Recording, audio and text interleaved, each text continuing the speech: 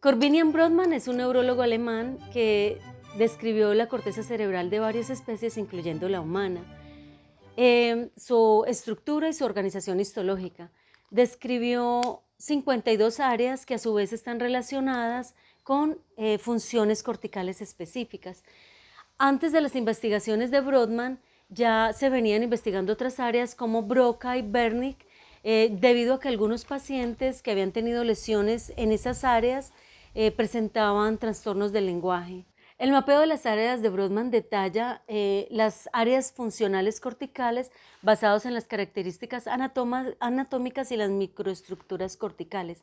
Para una mejor visualización de las áreas, vamos a empezar a explicarlos, las más relevantes por cada lóbulo. Área de Brodmann 4, corteza motora primaria. Es la responsable del control del movimiento voluntario. La corteza motora primaria es esencial para iniciar movimientos y coordinarlos. Cada área de la corteza motora corresponde a partes específicas del cuerpo en el lado contralateral, lo que llamamos el homúnculo motor. Por ejemplo, para mover la pierna izquierda se estimula la parte de la corteza motora primaria del hemisferio derecho. La representación gráfica del homúnculo motor incluye a varias zonas del cuerpo humano, como la cara, los dedos de la mano y los brazos, entre otros. Además, también aparecen las funciones de cada una de estas partes del cuerpo, como la deglución y el parpadeo.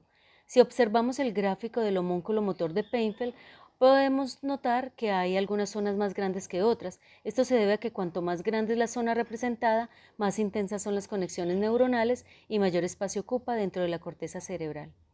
¿Qué pasa si se lesiona esta área? Podemos observar, por ejemplo, la parálisis del lado contralateral del cuerpo. Puede darse una parálisis facial, la monoparesia de una extremidad o una hemiparesia. Área 6 de Brodmann, corteza premotora, también llamada corteza motora suplementaria. Su función es la planificación de movimientos voluntarios, como por ejemplo, imaginar cómo lucir pasos de baile. ¿Qué pasa si se lesiona esta área? Podríamos observar una apraxia cinética. Área 8 de Brodmann, campo ocular frontal. Su función, los movimientos oculares. Área 9 de Brodmann. Función, planificación motora, organización motora, regulación motora, atención, memoria de trabajo. Área 10 de Brodmann, corteza del polo frontal. Función, recuperación de recuerdos, toma de decisiones. Área 44 y 45 de Brodmann. Es la ya conocida área de Broca. Su función es la expresión motora articulada, habla y gestos. Paul Broca es un médico anatomista y antropólogo francés que descubrió el área responsable del lenguaje y que una lesión parcial o total en esta área puede generar una afasia motora, llamada afasia expresiva. La persona sabe lo que quiere decir, comprende el lenguaje, evoca y forma correctamente las oraciones, pero en su mente. Tiene dificultad en encontrar los sonidos o las palabras para expresarlo. Se da una habla lenta y de frases cortas, en forma de mensajes telegráficos. El lenguaje es una de las principales funciones cognitivas del ser humano.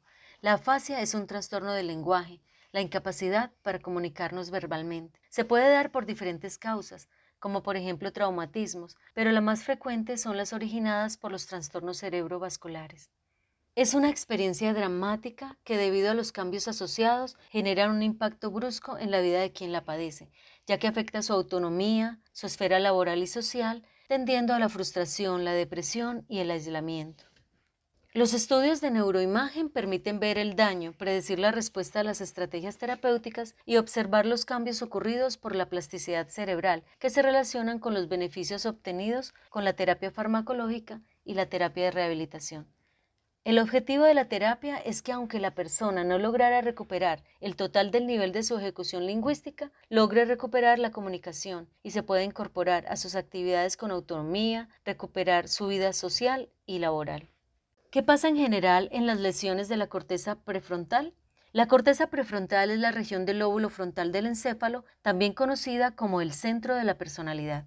Es la porción del encéfalo que se desarrolla por completo en último lugar, específicamente al final de la adolescencia. Está involucrada en muchos procesos cognitivos superiores o complejos, como la toma de decisiones, el razonamiento, la expresión de la personalidad y la cognición social.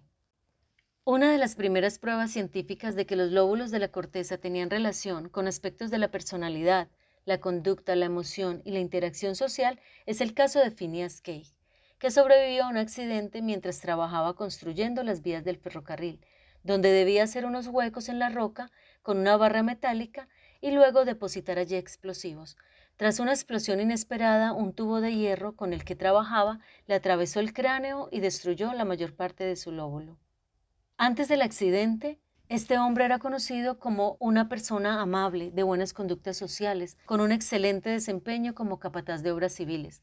Tras sobrevivir al accidente, fue descrito como una persona totalmente diferente, con dificultades en la regulación de la conducta, impulsivo, de mal genio, conflictivo, agresivo, soez y propenso a planear y luego abandonar inmediatamente cualquier plan que había elaborado.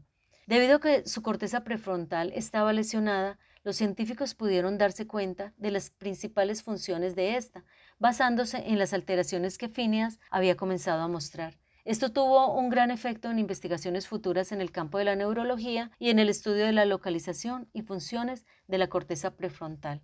El caso de Phineas Gage se considera uno de los primeros en demostrar la importancia de los lóbulos frontales en el comportamiento humano.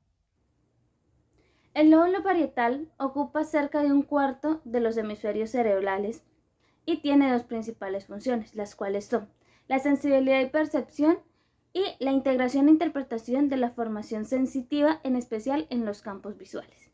El lóbulo parietal es responsable tanto de integrar la información sensitiva que ingresa creando una única percepción, como también se encarga de la formación de un sistema de coordenadas especiales para representar nuestro entorno. La ubicación de este lóbulo se encuentra debajo del hueso parietal, entre el lóbulo frontal y occipital y superior al lóbulo temporal. La región somatosensitiva primaria es la responsable del procesamiento de la información sensitiva. Los receptores del cuerpo captan estas sensaciones y son responsables de detectar el tacto, el dolor y la temperatura. Esta también es importante para los movimientos hábiles de coordinación, así como el aprendizaje motor. Las lecciones que se pueden encontrar en estas áreas son la disminución o pérdida de sensaciones de dolor y térmicas, el deterioro y sensaciones de funciones táctiles y las alteraciones de la capacidad de percibir la posición en el cuerpo y los movimientos. La corteza somatosensitiva de asociación están encontradas en el área 5 y 7, las cuales son la unión e integración de toda la información correspondiente a las sensaciones generales.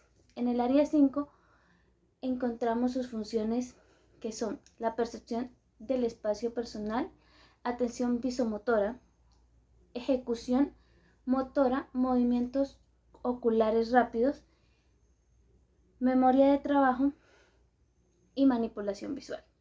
En el área 7 su función es la coordinación visomotora.